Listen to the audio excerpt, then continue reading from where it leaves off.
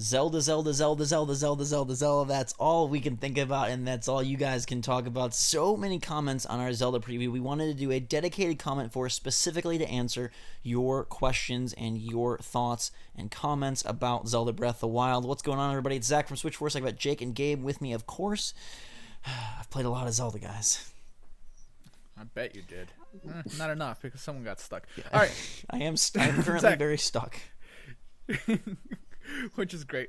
All right, let's get started with these comments. We got a few of them ready for you, Zachary. You haven't read through these. No, I feel like I'm sort of like being interviewed here. Like Welcome to our show, Mr. Zachary. I hope you enjoy your stay. Yes, just to give you guys a tiny bit of insight. Usually it's the other way around. Usually Zach chooses the comments, and me and Jake don't really know what's going on. Today, me and Jake picked them, and Zach doesn't really know what's going on. So it'll be interesting. Yeah, absolutely. So just to give you a little context, I've played about 10, 12 hours of Zelda.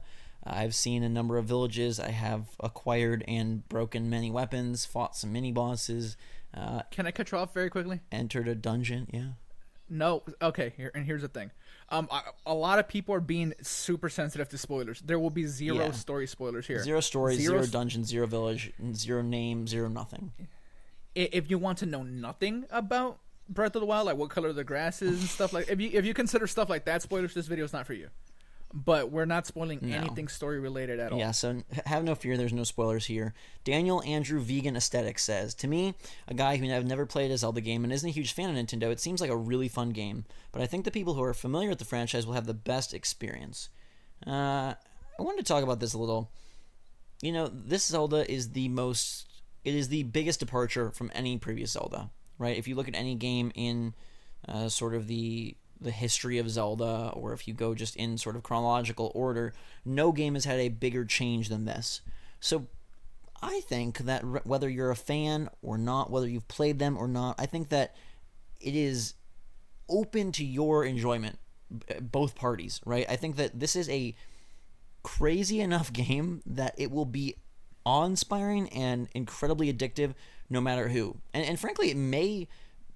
One could argue that someone who hasn't played Zelda may find it even more enjoyable because they don't have any preconceived notions or expectations. They're just going in blind, you know? Yeah. And I think that this game, even if you've never played Zelda, this isn't a case where it's like, oh, it's only impressive because of where Zelda has been. Like, no, this game is insanely impressive and does so many things so well and has such an incredible sense of exploration and just... You just wander and you find so much, and discovery and exploration are the cornerstones of what make Breath of the Wild great, and that can appeal to anyone. And here's the thing that I was thinking, actually. Like, if I've never played a Zelda game before, and this is the first game I play, and then I go back and try to play the other games, it's going to be so jarring.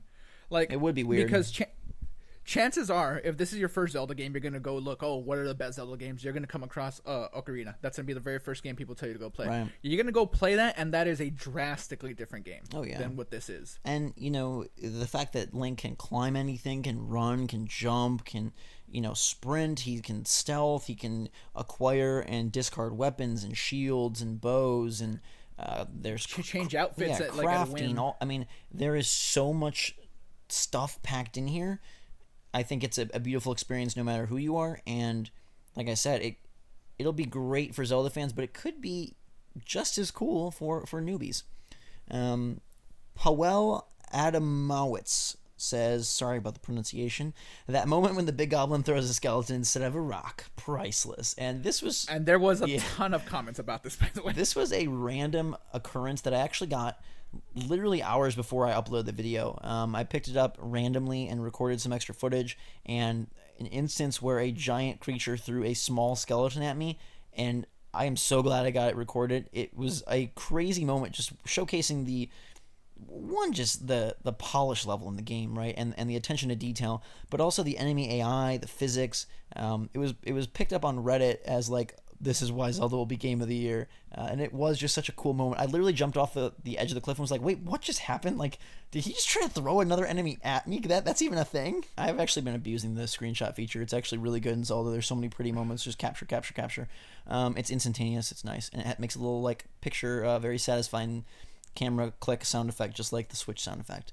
But yeah, and the fact that you can explore at your own whim and will wherever you want is going to really craft unique experiences for everyone, because you'll come across things at different points in your adventure with different gear, with different sets of weapons, and so the scenarios are going to be, inevitably like infinitely different no matter who plays the game, because you'll never come upon the same exact instance twice. Now obviously there are some cutscenes and some dialogue, encounters that are set in stone, obviously, but I like the fact that people are going to come across things at their own, kind of on their own, which is a little bit of a departure from what games are these days. Yeah, like we had a conversation about this, off air. Like the fact that you kind of feel like overwhelmed at first because you have no real direction of where to go. Right.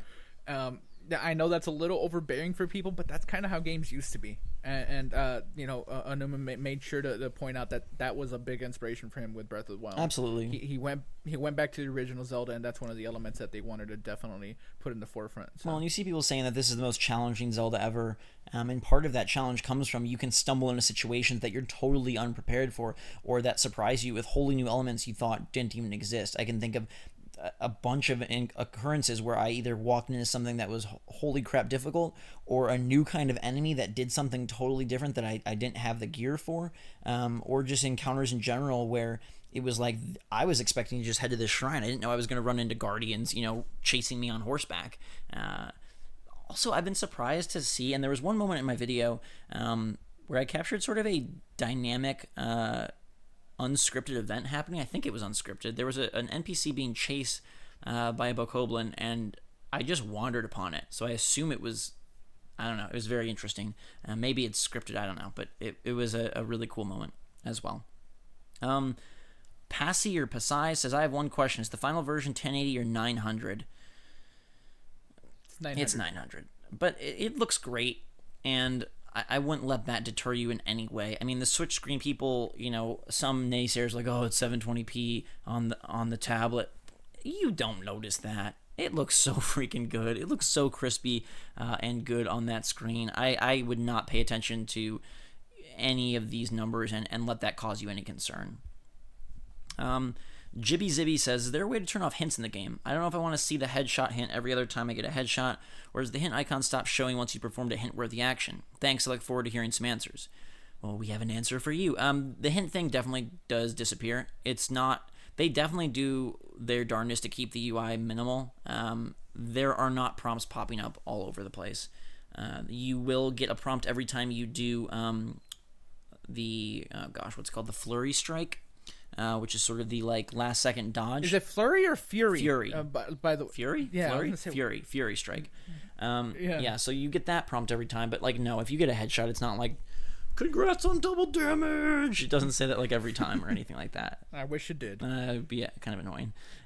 So there will be, you get some tool tips when you're finding new items or using new runes or learning new techniques, like when you first learn the parry or whatnot.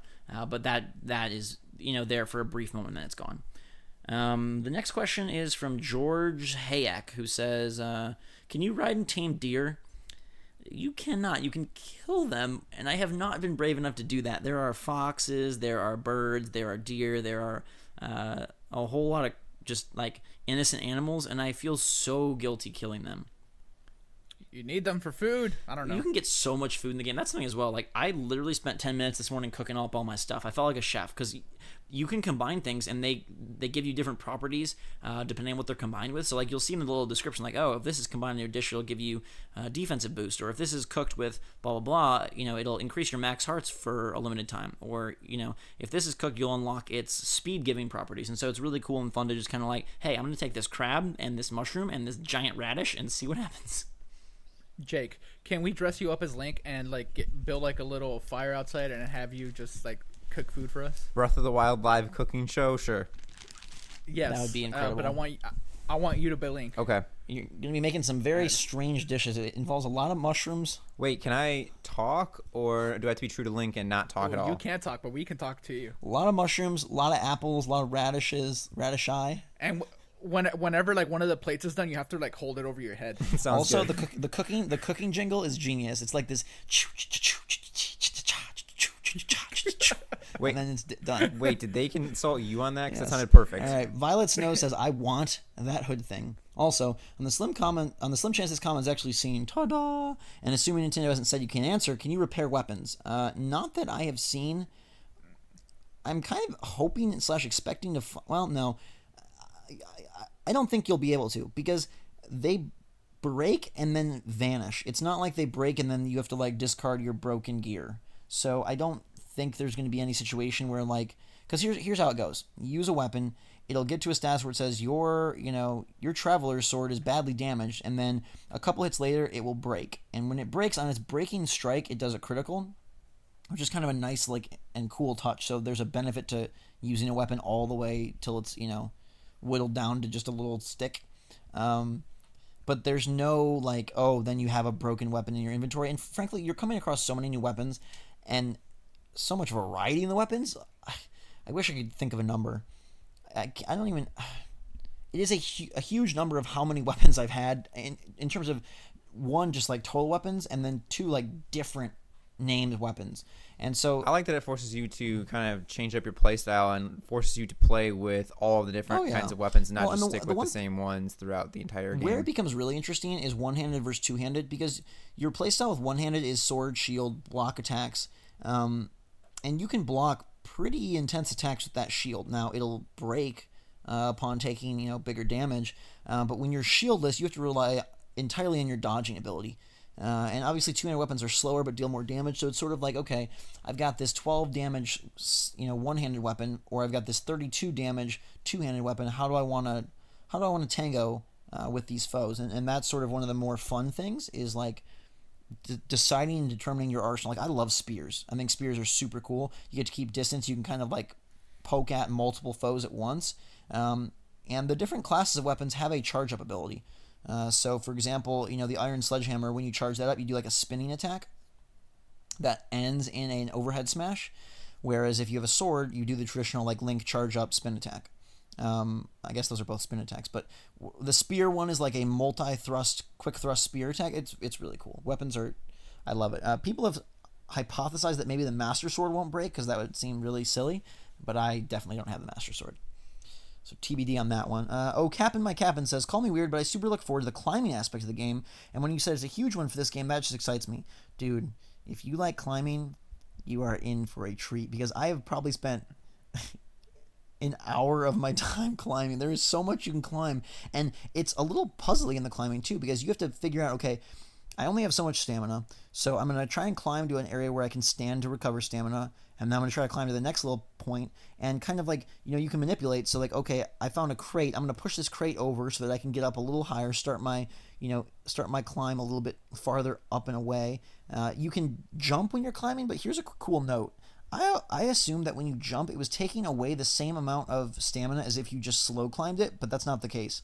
The jump is a way to get up farther, but also faster. So it chews more stamina to jump climb than it would to slow climb the same section, if that makes sense. So there are instances where I'm like, I just want to jump up here, and then I'll fall and be like, wow, I can't reach it. Slow climb, no problem. There also are surfaces that are slippery, and so you can't climb up those. Rain is not good for climbing. Keep that in mind. Slippery rock is not a good idea to climb on. Take it from my real life experiences. It is dangerous. Wojciech or Wojciech Ziedzik. I'm so sorry I butchered that. The guy with the little one-eyed fly. Switch might not have the graphics, or the GeForce 1080 graphics, but man, this art style looks gorgeous. And it does. Like I said, I've been screenshotting a lot. And at first, I went from playing Horizon Zero Dawn straight to this, and I was like, wow, okay. Horizon Zero Dawn is one of the most beautiful games I've ever seen, and it's a little jarring at first, but man, once you get past the Great Plateau and start venturing deeper into Breath of the Wild's, many vastly different territories, there's some stunning scenes, and they utilize color incredibly well. Link himself is very colorful. The detail on his outfits is great. The enemies are very colorful. The detail on them is great. Some really beautiful places. Like I said, I can't speak on names or anything, but trust me, there are some really, really gorgeous areas, gorgeous locations, and also there's something gorgeous just about exploring a great open area, or like looking and seeing a fiery mountain in the distance and snow over here and plains beneath you, and a sandbar. I don't know. It's really Bob Ross would be proud, basically. Exactly. Yeah. Kakadodo666. That sounds like the mark of the devil. I don't know. It's like the resurrection of the dodo bird as well as Satan. So, are the shrines repetitive like Skyrim? The shrines are not repetitive, but they are similar in that they all are brain teaser style that require you to basically figure out a way to do something, and then you'll use that solution in multiple ways. So, the best example I can give is one I discussed in my preview video. You come across a ball and you have to get it across a huge gap. There's no way you can throw this ball across the gap. There's no way you can move the ball. It's not metallic. So you're going to use a stasis rune, which allows you to freeze time on an object, and then if you hit it, it will multiply the force, and you can see where that would go. So after that, you go into the next room, and there is a similar puzzle that requires the same like idea, but in a different way. And so that's kind of how the shrines take shape. Some of them are purely combat. Some of them are much more simplistic. The early ones that I found were frankly a little too easy, but I've now come across ones that have a good challenge where you're like, how am I going to do this? And it's even fun because I feel like you can use the physics to sort of break some of them in a way that I can say is very satisfying, to feel like you outsmarted the shrine. I have not come across any that have stumped me. Typically, they take anywhere from 2 to 7 minutes. I think I've probably spent, there's one or two I can think that probably took me closer to 10, but for the most part, they are bite-sized challenges that help further not only your fun and mark the world as a way to navigate, but also progress in terms of acquiring stamina and heart containers. So it's a really brilliant system. And remember, the amount of them isn't in 3 digits. So. Yeah, so there are tons. So I think I've completed like 13, 14 out of over 100. And I've been playing for over 10 hours. So, yeah, they're really cool, and they are repetitive visually. And again, you're using like the same abilities, but you have to use them in different ways. And so there's some that involve fire, there's some that involve ice, there's some that involve balls, and a lot of balls, by the way. But yeah, utilizing your different abilities in creative ways. And then, in theory, you can take that out into the world. Sounds cool. Jibby Zibby is back with a second question. I know this is a stupid question. No question is stupid. But does the map tell you all the shrines you visited? Yes, the map is very good about letting you know where you've been, and fast travel is something that is just very... it's everywhere. So you'll gain fast travel at every shrine once you open it. Not once you complete it, once you open it. And there are other points in the world that will unlock sort of teleporting pads or fast travel spots as well. And I have a lot of them, and it's a great way to quickly get back and forth because, remember, the towers open up the map, and the towers serve as fast travel as well. But even if you haven't reached the tower or can't figure out how to get to a tower, because that's a thing, you still can fast travel. So I'll have huge swaths of the map where there's no detail drawn in, but I'll just have like a little blue dot where I can fast travel into the middle of the mysterious beyond. And it allows you to quickly jump back and forth. And if you want to look for certain weapons, or like I was, doing some shopping between villages, and so it was great to have the convenience of fast travel. This game would be very weird if there was no fast travel. It would add probably like an extra 30 hours of just wander. So super glad. And yeah, it does mark them because they're the fast travel point. And let it be known, you can mark via like colored stamps on the world, but you can also place all these like individual smaller stamps, like a bow and arrow icon or an enemy icon or different things to really, if you want to get like old school nitty gritty with the map, you can mark up the entire thing and really remind yourself of where cool spots are, things you want to come back to, or make up your own legend. There's no given legend, it's just symbols, there's no words. Joanne Jason says, I want opinions. Is this game of the year material? Which I chose this question, and I know that it's like way too early to say. Right. Two of us haven't even really played the game all that much yet, but you have now played about 10 hours. Like, we can kind of speculate. Yeah, I think absolutely. Early on, I was thinking that once you progress further in the story, it starts unveiling itself to be in like absolutely game of the year material. And I think that early on, when you're a little bit overwhelmed by the world, and when you don't have a whole lot of weapons or abilities, you haven't seen a whole lot of variety, you'll kind of be like, okay, I see where they're going with this, but is it going to work for me? Once you get, like I said, about 3 hours in, 4 hours, somewhere around there, and you really realize the scope, the size, the creativity of this world, like I'm 100% addicted. I just want to wander everywhere. I literally want to comb the entire map, do all the shrines, find all the stuff, meet all the people, see all the creatures, get all the weapons, do all the battles. It is an incredibly addictive game, and what else there is what has me hopeful, because no game really hides this much. You know, I'm constantly finding new things. I mean, I just came across I'm not going to say it because I don't know if I can, but I came across something that allowed me to upgrade something that I didn't even know was possible. And that's, 10 hours in, right? And so, and there's a chance you don't find that till 30 hours in, or in the first hour, or, 50 hours in. So the constant sense of discovery and uncovering new systems, new elements is building this game. Like, I feel like I'm constantly putting the puzzle together, and when it's finally complete, I'm going to be like, holy crap, that was one for the ages. Yeah, and I've played nowhere near what you've played, but, in the times that I have played, which equaled out to about maybe an hour and 20 minutes, like, I already knew that this is, like, the game made for me. So, game of your material, I mean, again, who's to say this early, but I think I feel like the early footage and the demo at E3 or PAX South does not do justice to what the game really is. Because... which is exciting. Yeah, beyond the Great Plateau, it feels like a whole new beast. Sneaky Gengar says, I feel like Zelda is one of the few games that can't be ruined by the open world of nothingness curse because of the emphasis of adventure and discovery that's been around since the very first game. This is a very good direction for the series to go, and I'm super excited to play for myself. I mentioned in my preview video that my only complaint was that there are some areas that are too empty, and luckily they're few and far between. As I've explored more and more of the world, I have found there has not been a frequency of that. So there are some instances right outside the Great Plateau which I feel are a little dull, but once you start getting a bunch of quests, once you start realizing the way to navigate the world, once you start fast traveling around, using a horse, having a bunch of stables where you can store Samson, which is what I named my horse,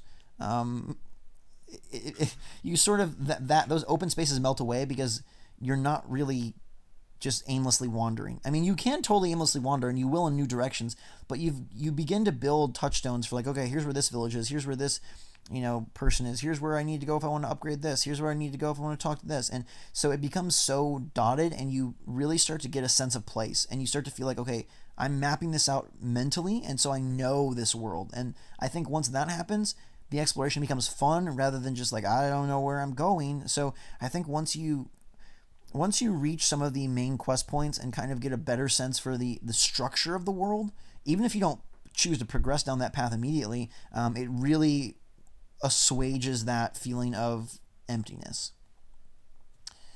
Brandon Petruska with a big question says, words can't express how excited I am for this.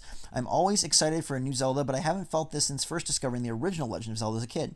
I grew up with this series. We are the same age. But this is making me feel like a child again, and I love it. So glad I took off a 3-day weekend for the release, but I have a feeling I won't even scratch the surface in that time. I guess it's not really a question, but I did want to touch on sort of his comment that it's like the first Legend of Zelda. You mentioned this earlier, Gabe.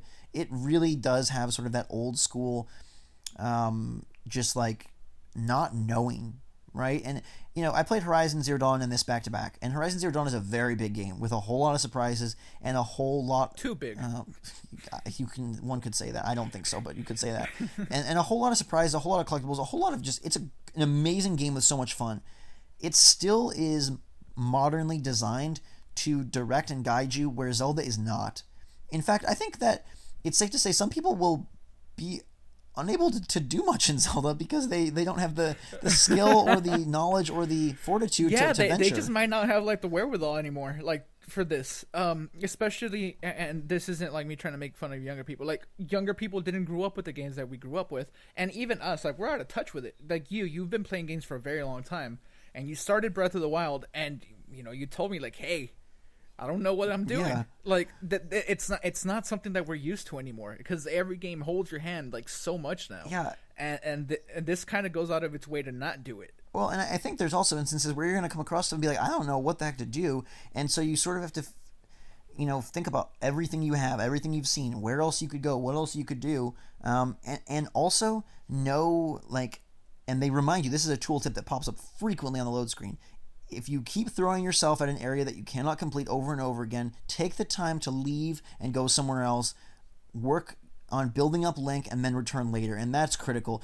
Please do not force yourself to finish this in a linear fashion. Please do not force yourself to beat a specific mini-boss. Please do not force yourself through a specific area. If you are finding death to be frequent, if you are frustrated, that is a very big red flag to move somewhere else, because it should not be happening that way. That's a perfect segue to the next comment. Darkus says, on launch, can you do 100 ways to kill yourself in Breath of the Wild? Spencer says, it seems like there's going to be 1,000 ways. Historic says 1 million ways. I think that would be a fun video. I think we could collectively work on 100 ways to kill yourself in Breath of the Wild via like enemies, and it'd be fun. I can think of some that are story related that would be funny too. Okay, but yes, maybe we'll try to work on that. Mr. M. Dan 47 says, is the weather icon based on in-game hours or days, maybe quarter days?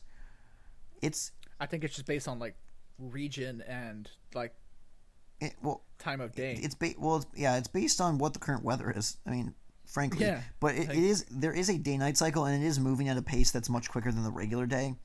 So another way that this comes into play is you can sit at fires and rest until morning, until afternoon, until night, and that is sort of your indicator of where you are, and the time factors in. I don't know if I can even mention this thing that happens, but as you progress in the game, there's a weather event that happens frequently, and it's dangerous. So he's not mentioning it. Just keep going.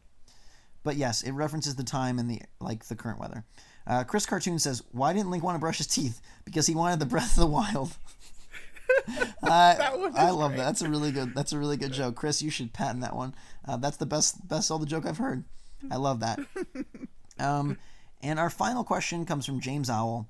Wait, you don't start with the ability to see how much health enemies have? You don't. It's something that you acquire later on, and it is a beautiful ability because it really lets you see if you're ready for an area or not. When you see an enemy that has 20 health, you're like, okay.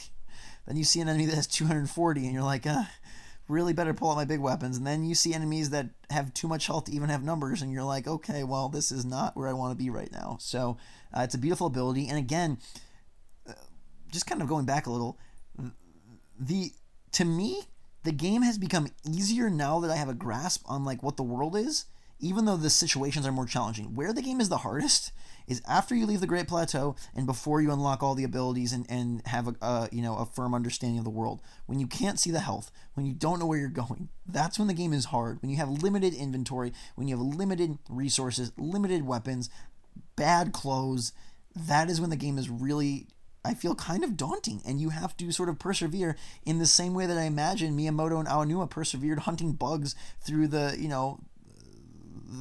wilds of Japan when they were little. And I feel like that's where the Legend of Zelda sort of earned its mark, was on that sort of creative exploration and you figuring it out. And so take the time to figure this out. And I heard a great piece of advice from Dan Reichert from Giant Bomb. He said, do not look at the guide. Do not look up walkthroughs.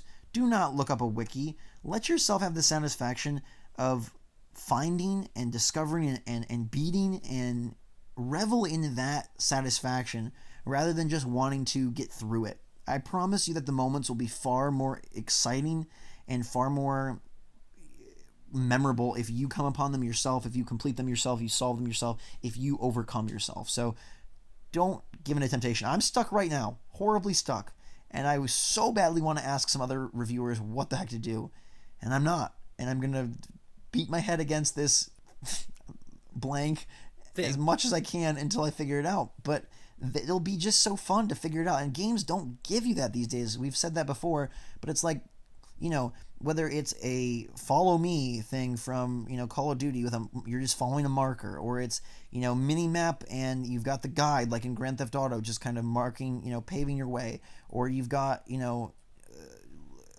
in Horizon, they give you little checkpoints along the way to mark your path. And not that those are bad things. They fit those games very well, and in many ways they're necessary. It would be super annoying to drive around GTA without any sort of guide. But this game is brilliant because it is crafted to not have that. And what I really want to convey is that it's not that it's omitted and then not thought. It's not a careless omission, basically. It is a intentional, and the game is built and structured with that in mind. So I cannot wait to tell you more. I cannot wait to show you more. These are some of our questions. I'm sure we'll have more, and we'll do more, obviously, with CommentForce and whatnot to give you more and more details, but wanted to give you guys and respond to a lot of you guys that were talking and kind of get you guys some more Zelda goodies. I hope you have enjoyed hearing about it. I hope you're pumped to play it. I am glad that you're not spoiled, and I cannot wait to hear you guys' experiences once you get the thing for yourself come Friday or this summer or Christmas or whenever you have a chance to get your hands on it. I think it's a game that is needed to be played by everyone who's a big fan of games. So, you guys have any questions? Or here, let's do this. What is something that you are incredibly excited for after hearing about my experience? Just pick something. Doing it better than you. Doing it better. Thanks, than Gabe. You. As I proved at E3, I am an infinite better. I hope you get just slobbered on.